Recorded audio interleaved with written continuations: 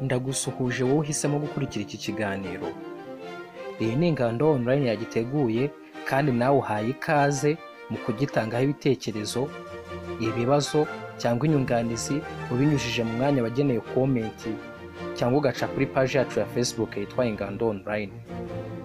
Nyuma yo kubagezaho ibiganiro byinshi bigaruka ku mikurire n'ubuzima bw'umwana uri mu nda, nuko umubyeyi utwite agomba kwitwara yaba mu mico cyangwa mu mirire, ibyo yemerewe kurya n'ibyo atemerewe, uyu munsi twahisemo no kugaruka ku isuku y'umwana muto kuva akivuka kugeza akuze.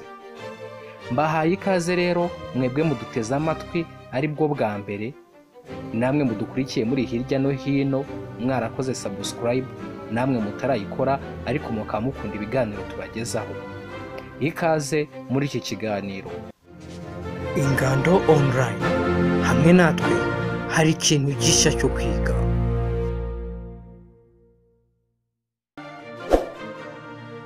Nk'uko umuntu mukuru akenera gusukura umubiri we ngo yirinde ingaruka ziterwa n'isuku nke, ni nako n'umwana muto yaba umuhungu cyangwa se umukobwa aba agomba gukorerwa isuku kugira ngo arusheho kugira ubuzima bwiza.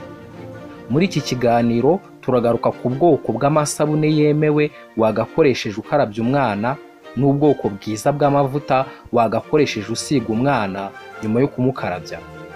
Gusa mbere yo kuvuga ibi, reka tubanze tuvuge ku buryo bwiza bwo guhindurira umwana igihe arangije kunyara cyangwa kwituma, kuko iyo bidakozwe neza bishobora kubangamira ubuzima bwe bwiza n'umutuzo we.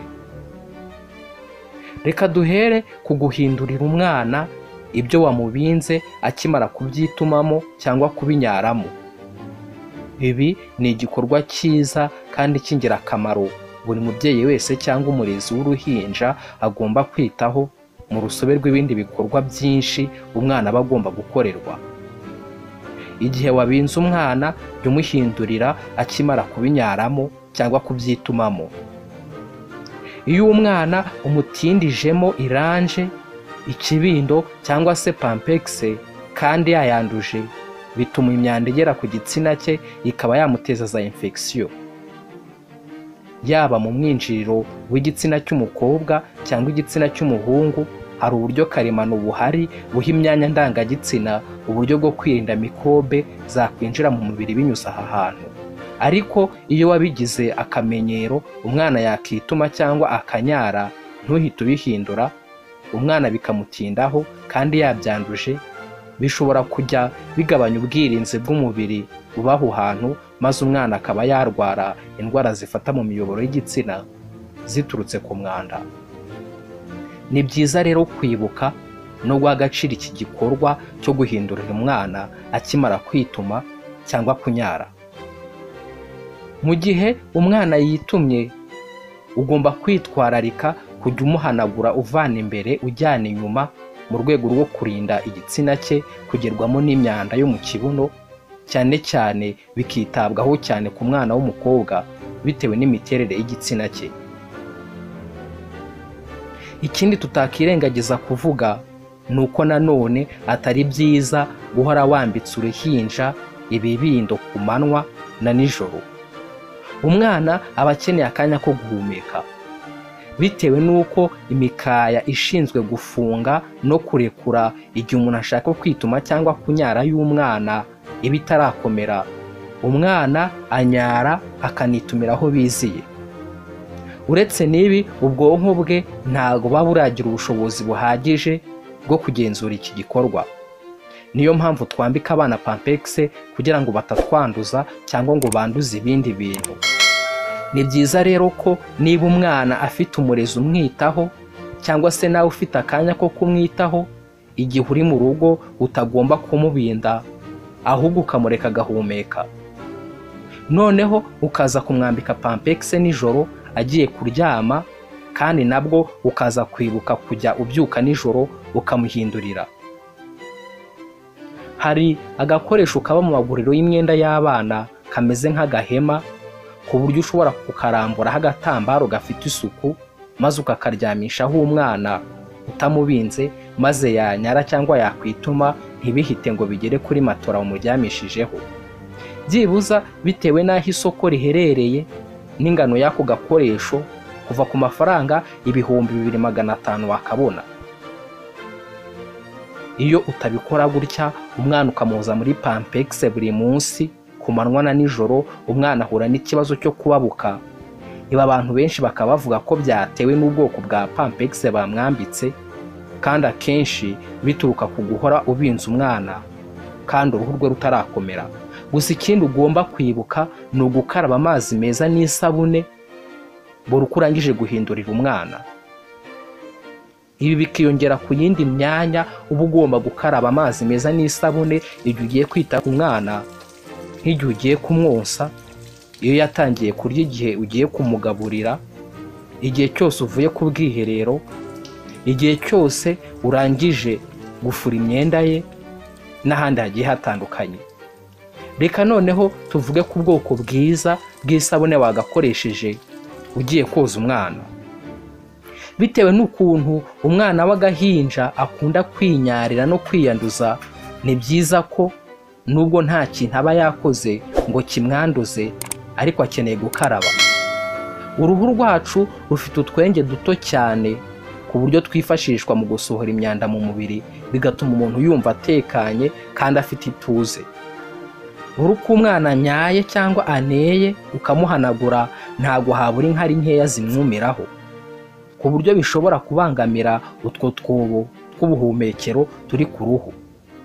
Uretse n'ibi, mu nkari habamo ibinyabutabire bishobora gutwika cyangwa bikababura umubiri cyangwa ibimera. Ni ku bw'izo mpamvu umwana akeneye koga byibuze inshuro 2 ku munsi zitarenga, kuko atari byiza nanone guhoza agahinja mu mazi. Nibura wakamwogeshe mu gitondo no mu masaha y'ikigoroba.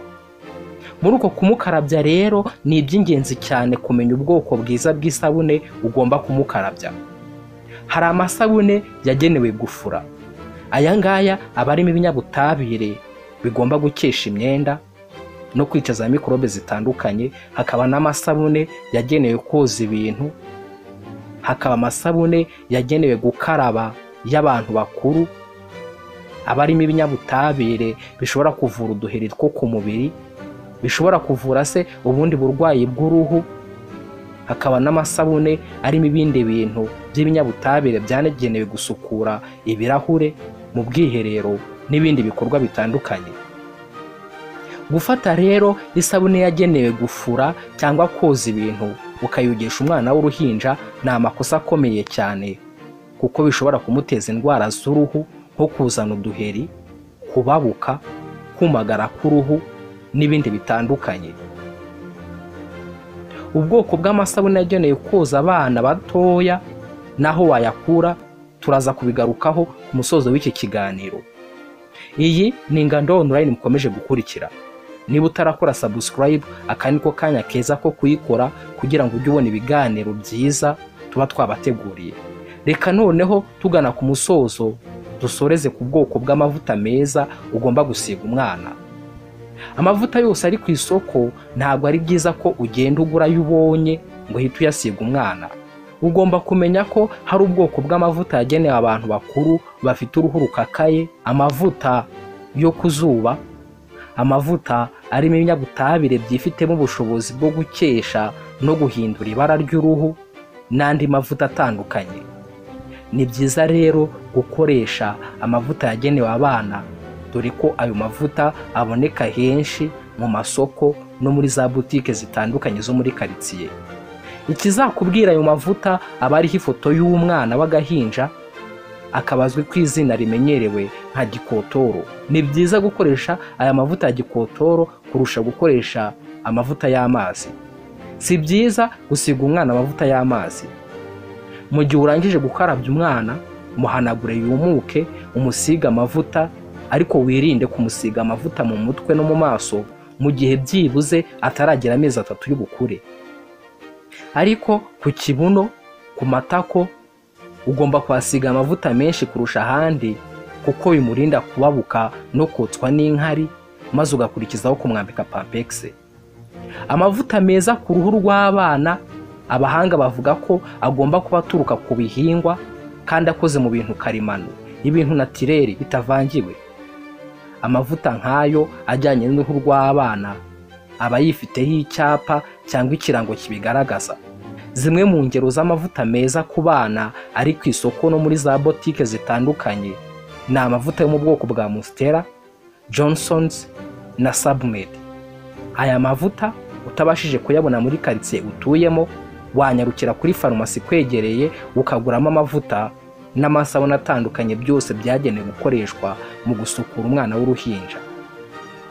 Niba hari igitekerezo ufite, inyunganizi cyangwa ikibazo, wabitugezaho binyujije mu mwanya wagenewe komenti, tuzabisoma maze tugusubize.